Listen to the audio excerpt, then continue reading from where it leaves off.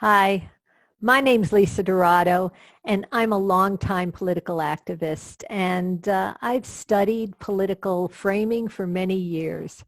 Today, I'm going to take you on a journey through the history of political framing. Have you ever wondered how we got here? Or more importantly, what can we do now? Well, the conservatives have been reframing ideas for over 60 years. They have talked people out of believing in government.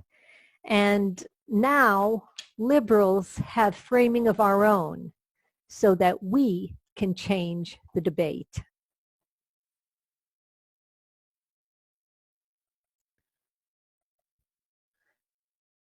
Let's talk about the history of the conservative takeover. It began with the John Birch Society. This was a racist and anti-government organization that was started by the father of the Koch brothers. His name was Fred Koch. We had Barry Goldwater in a landslide loss in 1964. He had ideas about limited government and the free market. But you know, even though he had a landslide loss, conservatives doubled down and continued pushing forward with their ideas. In 1971, Lewis Powell wrote a famous memo. It was called Attack on the American Free Enterprise System. It was a memo with the Chamber of Commerce in response to Ralph Nader, who just begun consumer protections at that time. And some businesses did not want to have to deal with someone like Ralph Nader. So we had the Chamber of Commerce start to work in conservative politics. In 1980, many Democrats, especially union members, switched over to the Republican Party, and they became the Reagan Democrats. And then in the late 1980s, Grover Norquist had a tax pledge where legislators signed a pledge to promise to never raise taxes. We also had really the explosion of talk radio in the late 80s and Rush Limbaugh due to the end of the fairness doctrine. Oops. So in 1994, Newt Gingrich made a contract with America, and it seemed like that the items weren't related at all. But what we found is that they were all based on the conservative kind of father knows best ideas of authority, discipline, and obedience. And in that midterm election, the Republicans had a huge success. In 1996, Fox News was created. But actually, Roger Ailes, who was Fox News's first CEO, he had the idea in 1971 when he was a member of the Nixon administration. Then recently, we've seen Sinclair Media buy up about 40% of the media nationwide. They are an extreme conservative slant media, and they are concentrated in the South and the Midwest. What this led to was the election of Donald Trump. We see Donald Trump as a symptom of 60 years of conservative takeover of the Republican Party and of our frames and ideas. This involved, first of all, setting frames. The frames are that we should have limited government and we should be reliant on the free market. Next, these frames were widely distributed through think tanks and chambers of commerce that were very, very involved in politics. Finally, these frames were established as what was normal, and that was through conservative media. Plus, another really important idea they have had and has been established as normal is Reaganomics, or trickle-down economics. And I'm sure you know all what that is, But that was, even though economists have told us for years that it doesn't work, it's still, even in 2017 with the tax cuts of President Trump, they listed trickle down as one of the reasons. What we see in the conservative takedown is a top-down approach where in the 50s and 60s, they set up these frames and they, over time, were accepted. But we have good news. We have our own liberal movement. We have our own value-based frames. And these frames are based on our values of empathy, because everybody cares about their own people. But if you're a liberal, you care about other people too. They're based on protection and empowerment, and they're based on the common good. The idea that good government can make people's lives better. Let's look at the history of the liberal movement. In 2011, Occupy Wall Street cried, "We are the 99%. And that highlighted extreme income inequality. Black Lives Matter started after George Zimmerman was acquitted of the murder of Trayvon Martin. And it was a stand against this systemic violence against African Americans. We also had Moral Mondays then. Reverend William Barber started protests every Monday in North Carolina due to the really draconian measures against poor people and working class people in North Carolina. In 2015, marriage equality passed as the law of the land. In 2016, Bernie Sanders brought a new idea. We weren't going to talk about whether health care was affordable, according to Senator Sanders, because health care was a human right. In 2017, the day after Donald Trump's inauguration, many of you probably participated as some of the 5 million predominantly women who marched standing up against Donald Trump's hate. And then we also had the Me Too movement in 2017, where women realized that they were not alone as they began to speak out about sexual violence against them. Another school shooting led to the March for Our Lives in 2018, where a group of high school students said they just wanted to be safe, and they started widespread protests throughout the whole nation. And then we had the blue wave. But it wasn't just an exciting time to have many Democrats elected. What it was the most diverse freshman class in the House of Representatives ever. And this movement is different. It is based on our shared values. It is built of a diverse coalition of people. And from our values and all of these different liberal groups, these different left groups, frames emerged. They didn't emerge from the top. It was a bottom-up grassroots approach. And it is dynamic and it is evolving. And this is my favorite slide in the deck. That infinity is all of us, the activists. We are evolving. Our frames are improving. Our roots are growing stronger. We're welcoming people into the liberal movement. So let's compare our strategies. In the liberal movement, we're welcome. We're all welcome. We just are sharing our values. And we are growing roots as a grassroots movement. The conservative takeover was a very different kind of a movement. Only people who accept their authority, obedience, discipline can join their club. And look what happens when someone stands up to him.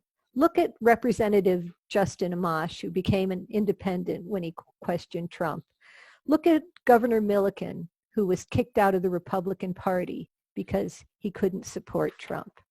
It's a very, very different kind of a movement.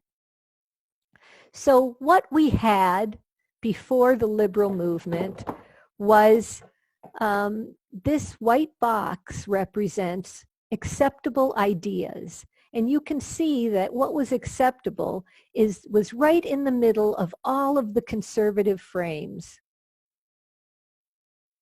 And as the conservatives took over, they doubled down and they pulled even further right. But today, we have moved that idea of what is acceptable to the left. We are strengthening our frames and we are moving to the left. So let's talk about what is framing. We're going to do a little exercise. Don't think of an elephant. What happens? You think of an elephant because elephant is a frame that's burned into your brain. If you try not to think about it, you'll still think about it. And George Lakoff wrote a 2006 book about political framing, and it was called Don't Think of an Elephant. And it taught us that frames are the ideas that are burned into our brain. What we are doing here in the Liberal Leadership League is framing. Framing is a verb, and it is a verb that we will actively add ideas into public discourse so that we can reframe the debate, so that we can speak differently, message differently, and our messages will stick.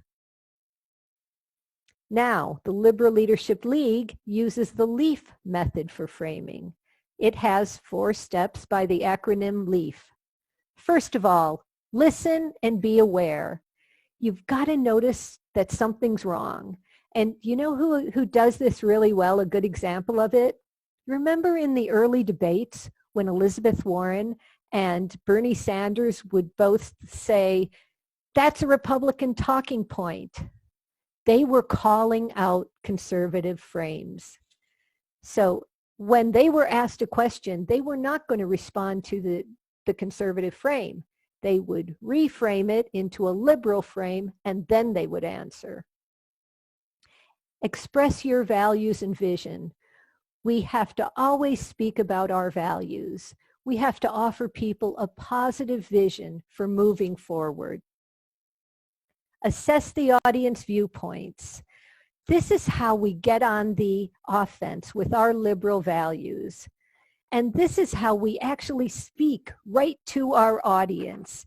And I'm going to give you an example that was recently on the Northville Dems Twitter account of a message that I think really grabbed the narrative with our values. He is who we knew he was, but we will pull together and take care of each other in spite of this. We are America. Thank you to all the people working to help us through this.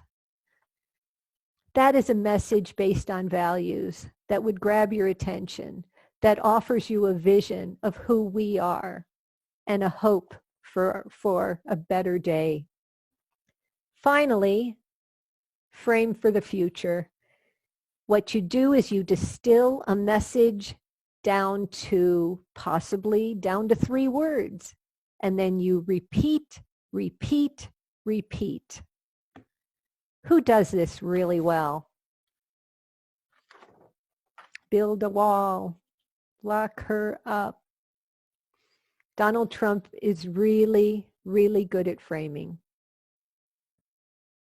Let's look at some recent frames. And so you can start to recognize what a frame is. This is Ronald Reagan. saying the 9 most terrifying words in the English language are, "I'm from the government and I'm here to help."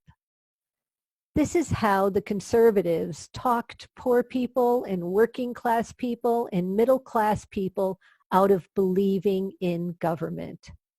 This was really good framing. It really changed the debate, but it has been really terrible for our country. Let's talk about a liberal frame, the Affordable Care Act.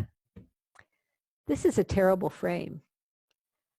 Think about it. We're talking about health care, and we're talking about it being affordable. Affordable is a conservative frame. We can do a lot better, and we have done a lot better here. This is Bernie Sanders saying health care and education are not a privilege. They are basic human rights. And that is a terrific frame. It's based on empathy, and it's based on empowerment through education. It's based on protection through sickness, and it's based on good government for the common good. Here is a really successful reframing. This was from Marriage Equality. And let's think about it. Love is love. Go ahead. Argue against love. Before this, marriage equality was being argued on financial terms.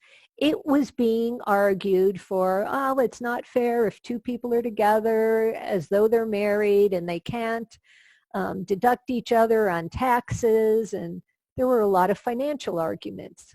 But financial arguments are a conservative frame. It didn't work. Once we reframed it as love is love, as empathy, then public attitudes changed about LGBTQ people getting married. Now, let's talk about some different message fine-tuning. It's one of my favorites. Sell the brownie, not the recipe. When you buy this box of brownie mix, you're buying that beautiful brownie on the front. You're not buying what's inside that needs to be cooked. That brownie is a vision. Inside is the policy. Always choose the argument that you want to have. Make sure you use liberal frames and get on the offense. Get to the point. Keep it simple. And always talk about you and your family. That's a really good way to bring people into your message, into your argument. And then we have to talk about when we enact health care for everyone. Not if, not someday in the future. We have to fake it until we make it and talk about when we enact our goals, our beliefs as liberals. And finally, as we already heard, repeat, repeat, repeat, because a message isn't judged by the truth of the message. It's judged by how often it's repeated. So I'm sure many of you know the famous Republican messaging guru. He is the one who changed global warming, which is very scary, into climate change. That would be Frank Luntz. Well, we have our own messaging goddess, and her name is Shenker-Osorio. And this is a quote from Anat. Our job is not to say what is popular, but to make popular what needs to be said. Our job isn't to repeat conservative frames, but we need to make liberal frames popular.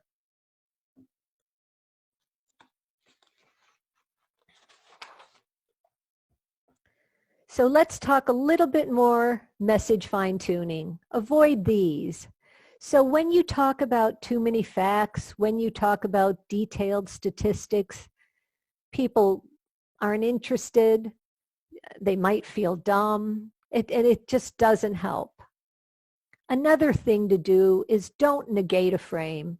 And I'm going to show you one example. I am not a crook. When Richard Nixon said that, all people heard was I and crook. And that stuck.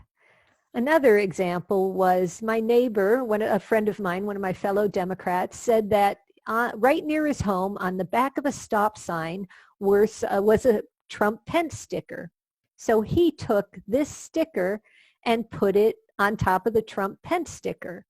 But then every time he drives by, all he sees is Trump and Pence because he doesn't really have time to read much go. And he realized this sticker was really no better than the Trump-Pence sticker that was there. We also have to avoid repeating conservative frames. And one example is right to work for less. We are repeating the right to work Republican frame. And the for less is just added on to the end. That doesn't help us. Finally, we have to talk about what we're for, not concentrate on how terrible the current administration is and what we're against. And an excellent example of this was Governor Whitmer did the State of the Union rebuttal. And as she started it, she said, look, I'm not going to talk about President Trump. I'm going to talk about all the great things that the Democrats are doing and have done. So let's talk about a method for framing, and that would be the truth sandwich. You start with a liberal statement, something positive and liberal, and then you write a statement with a villain, with a negative. Finally, you end with a liberal value-based statement and a call to action. And we call that a truth sandwich because you have our liberal frames on the top and the bottom, and we have mentioned the villain in the middle. And that is a really good method if you're trying to write a message. It is a really good method. Now, I can read you one example of that. Right at the beginning of the coronavirus crisis, the House Dems came out with a bill, and the Republican Senate wouldn't even look at it for several weeks. And this is a message that's an example of a truth sandwich. House Dems are putting families first to support those affected by the crisis. The GOP cries, but how will we pay for it? While bailing out investors to the tune of $1.5 trillion. Let's care for all Americans and stop bailing out the chosen few. Call your senator to pass families first. Now, Liberal Leadership League, we will take you on a learning journey so you can learn how to frame. We begin with basic framing 101 and 102. 101 is a 3-hour workshop, and 102 is a 1-hour practicum where you actually practice framing. Once you've passed those, you enter the Joy of Framing community of practice. This is an online community where every week a new case study is put, and then we all go in and practice writing messages and framing based on that case study. And I got to tell you, that has been a lot of fun. It's a really easy way to practice and to learn. We also have the Art of Framing labs, and that's for candidates to have some help with their framing. And what our journey is leading to is framing masters, people who are really good at it and really get it. And I got to tell you, we have a couple people that have really gotten to be masters of framing. I'd like to tell you about the partners of Liberal Leadership League. Michelle Pallas is a social change expert. You know, change is hard, but Michelle has helped us all through these really difficult times. She's also been a really successful campaign manager and is involved with Indivisible and the statewide Indivisible. Brian Watson is really an expert in language and framing. We call him a word nerd because he really has a good sense of exactly how to clearly say things. And he has also been an excellent facilitator and leader of our discussion. And I want to thank Michelle and Brian today for all their help with today's presentation and for all their hard work. I also want to thank the very talented Kinsey Mante for today's presentation graphics. They really, when we gave her the presentation, it looked nothing like this, and she did an amazing job. And finally, the wonderful Heather Bodie of Heather Bodie Design has helped us with branding. And with that, we look forward to you joining us in our basic framing series, in our Joy of Framing community of practice. You can find information about our current classes, and we have many classes right now on liberalleadershipleague.com. You can find us on Facebook, or you can email us at info@liberalleadershipleague.org.